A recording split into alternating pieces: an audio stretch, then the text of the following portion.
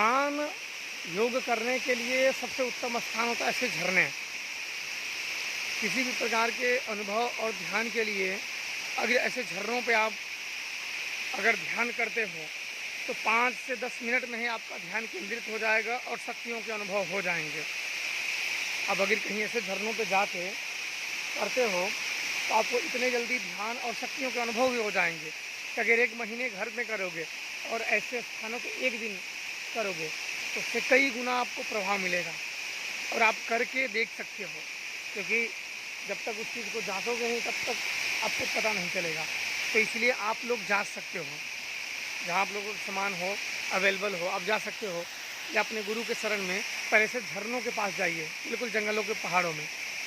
हम लोग ऐसे ही साधनाओं में सफलता प्राप्त किए हैं जो मैं बोलता हूँ कि हम लोगों की शक्तियाँ कोई भी कुछ नहीं कर सकती हैं। तो इतने मेहनत करके और इतने जप करके इतने ध्यान करके और जो शक्तियाँ अर्जित करोगे तो वो शक्तियाँ झूठ की नहीं होती हैं, सही की होती है और अनुभव कर भी सकते हो और दूसरों को करा भी सकते हो।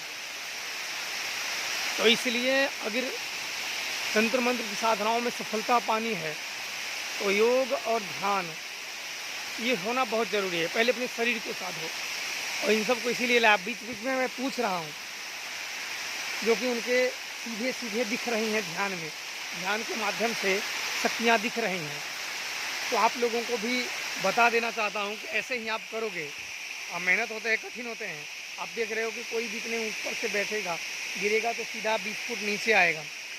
तो इसीलिए इतना आसान नहीं होता है। सब सोचते हैं कि घर में, मुझे भी लगता है कि घर में ही कराओ अच्छा रहेगा, दौड़ने की ज़रूरत नहीं। लेकिन सफल बनाने के लिए उनके लिए मेहनत और प्रयास करना ही पड़ता है, तब जाके वो कहीं एक सफल तांत्रिक और कुशल तांत्रिक बनता है। नदी में, शमशानों में, झरनों में, जंगलों में, पहाड़ों में, कब्रिस्तानों में, पानियों में, सभी जगहों से जप करके तपाना पड़ता है, तब जाके कहीं वो कुछ करने योग्य बनता है। और एक बार शक्तियाँ मिल गई तो फिर वो शक्तियाँ कहीं भी साथ नहीं छोड़ती हैं। दिन में, रात में, आगे पीछे, ऊपर नीचे, हर समय सुरक्षा करती हैं। इन सब शक्तियों को ना तो कोई बांध सकता है, ना तो कोई रोक सकता है, ना तो इनकी देश विद्याओं को कोई बाधित कर सकता है। जब जहाँ जैसे चाहें ये बुला सकते हैं।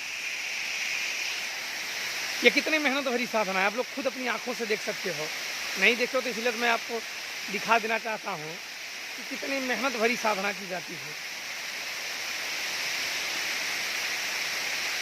जहाँ कोई ना हो, मैं और साधकों के अलावा यहाँ कोई भी व्यक्ति नहीं है, तो ऐसी जगह पे साधना की जाती है। और सबको अकेले अकेले में एक दूसरे की बात सुनाई ना दे पानियों के आगे, सिर्फ ध्यान के अलावा कुछ भी समझ में ना आए। जैसे इनको देखिए, ये बैठे तो इनको पानी के अलावा किसी की बात सुनाई देगी या किसी को पानी के अलावा कोई बात सुनाई देगी? तो उस तरीके से ध्यान लगाए जाते हैं। आज आप लोग देख लो, ऐसे होता है ध्यान द्वारा स्थिरता प्राप्त करना, और यही स्थिरता हमें ज्ञान का मार्ग खोलती है। और जब हमें ज्ञान प्राप्त हो जाता है तो सारे चीज़ हमें और सारी शक्तियाँ और सारे भेद हमें धीरे धीरे ज्ञात होने लगते हैं।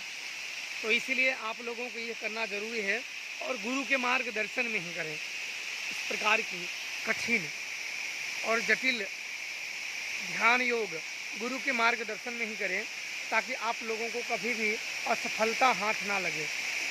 और एक बार सफल हो गए तो आप कितने से बहुत दुखी लोगों का इलाज कर सकते हो। मैं तो इतने अपने शिष्यों को और तरीके से साधना कराता हूँ, क्योंकि मैं वीडियो नहीं बनाता हूँ तो कोई देख नहीं पाते हैं। तो आज इसलिए बना लिया कि आप लोगों को भी पता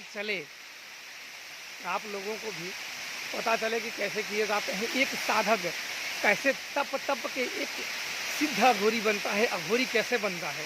घर में बैठे बैठे साधना नहीं की जाती है, वो तो पूजा पाठ पूजे। लेकिन आप ऐसी जगहों पे, बिल्कुल सुनसानों जगह पे जहाँ कोई आता जाता ना हो, ऐसी जगह पर ध्यान योग किया जाए तब सफलता मिलती है।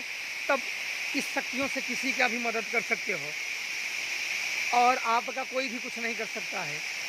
इसलिए आप एक बार मेहनत करके ज़रूर साधना में सफलता प्राप्त कर दें। और बहुत चीज़ें होती हैं कि सभी के पास ऐसे स्थान होते नहीं हैं। जब तक दिव्य स्थान और अलौकिक स्थान नहीं होंगे, एक माता का स्थान है, आप देख सकते हो, इसके बाद ऐसी जगह पे सफलता मिलती है और असफलता के 0% चांस है। मतलब असफलता की कहीं गुंजाइश है ही नहीं। तो आप लोग खुद देख लिए, और माता काली और महादेव की आप लोगों पे कृपा बनी रहे। जय श्री महाकाल।